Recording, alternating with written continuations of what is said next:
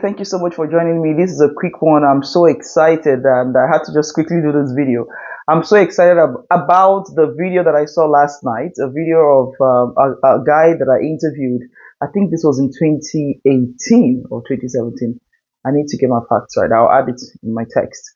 And I was working with TVC News. I watched his interview yesterday and I was so happy to see him again thriving and even, looking healthier than he was looking the first time I met him. I met him on the night when some group of migrants returned to Nigeria from Libya. They had gone through so much and they had voluntarily said, oh, we can't do this anymore. We can't continue. We need to come back home.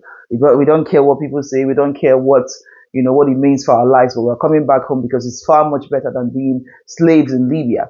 So I was assigned to go cover this event, and I arrived there. There were a number of them, over 147 migrants, I think, who returned on that night. And I interviewed him, and he was really, really very, vibrant. He was happy. You could see that he had leadership qualities because I think he was the one leading them, asking them to sing. They were really rejoicing and singing songs and excited to be back home.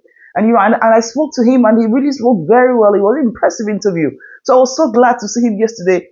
So I'll play the video. I'll just quickly play the interview, the interview that the report that I made during their return, and then I'll play this video that I saw of him last night. It's so heartwarming for me. Here it is. I'll be right back.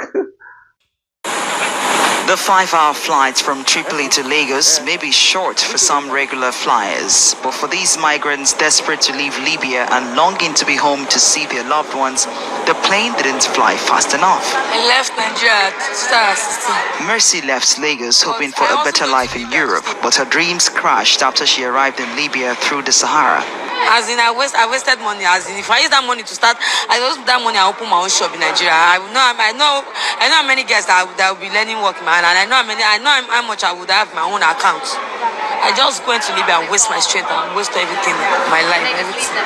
So I just thank God I didn't lose my life. I have friends that died when they wanted to cross to Europe, Italy. I lost like 5 of my friends in Libya. Young men, women, and even babies, uncertain of their future in Nigeria but happy to be free, sit to enjoy their best meal in months and in some cases in years. The meal they give them, if you give it to a beggar in Nigeria, he's not going to take it. Despite that beggars in Nigeria can eat anything, they are not going to take it. There's a meal they call banku. As you dip your hand in the banku that you want to swallow, before you see the substance, the subia. So you see them, they've changed from their original normal body temperature to something else.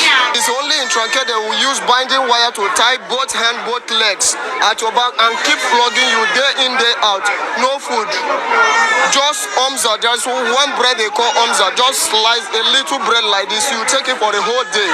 They know who the abductors are. They saw their faces, but sadly couldn't do anything to save themselves.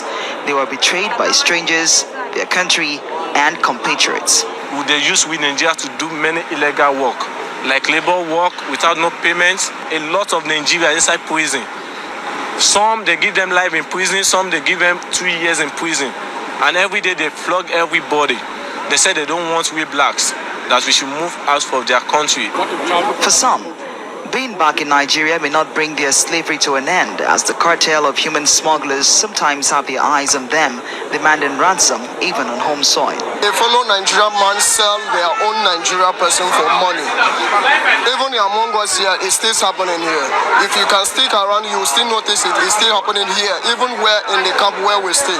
The responsible agencies say they are working hard to help these returnees pick up the pieces of their lives. To start their lives all over again, it's actually a lot of work, and a lot of them have to be properly counseled because they've actually gone through so much, being kidnapped, being beaten, and gone through all kinds of unheard of situations. And I'm just so happy that we're all putting our hands on deck to see what we can do to help them out.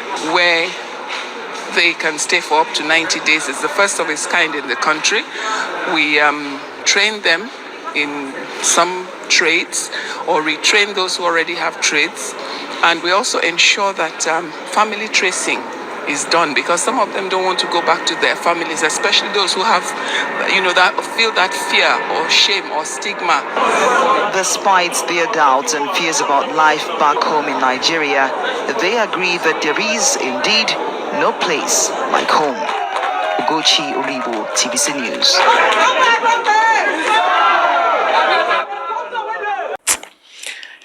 My experience was tough.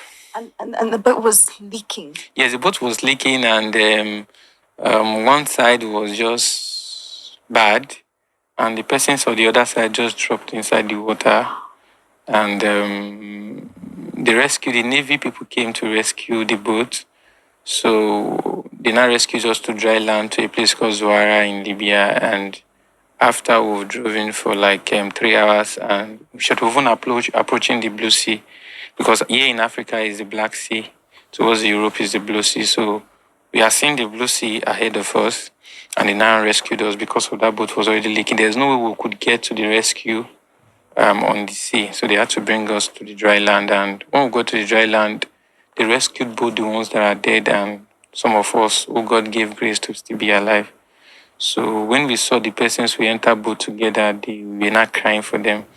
So, and they now ask us, since they are your brothers, that we should go and bury them by the seaside. So when we got there to carry them, when we heard some of their, like when I heard one of their hands, the hand just pulled off because the water was a salty water. And between that, it happens around between 3 and 6 in the morning. It was something else. Some of them did not even come out with their eyes, with their nose, with the ears. Within that hour, the fishes in the sea have taken off the eyes, the everything like that. So when I saw that, I was like, hey, so if I died in this water now, this is how I'm going to end my life. And he actually did not want it. So Wow. Can you see the difference? I also interviewed a couple who returned on that night, but here's the difference between here's a huge difference. You can see the difference between him then and him now.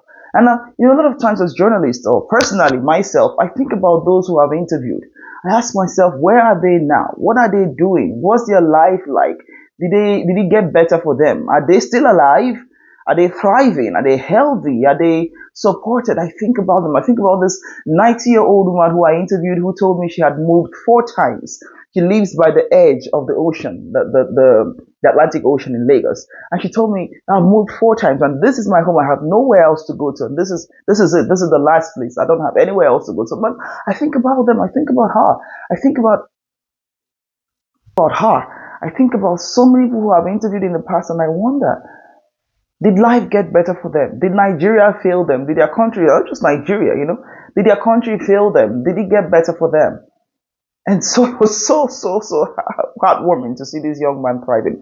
So I send a shout out to him. Bravo, brother. You've done very well for yourself. And I hope your story keeps getting better and better. And thank you for talking to me on that night. I was so excited to see your video, yesterday night. And that's it. That's all for today. Thank you very much. Bye.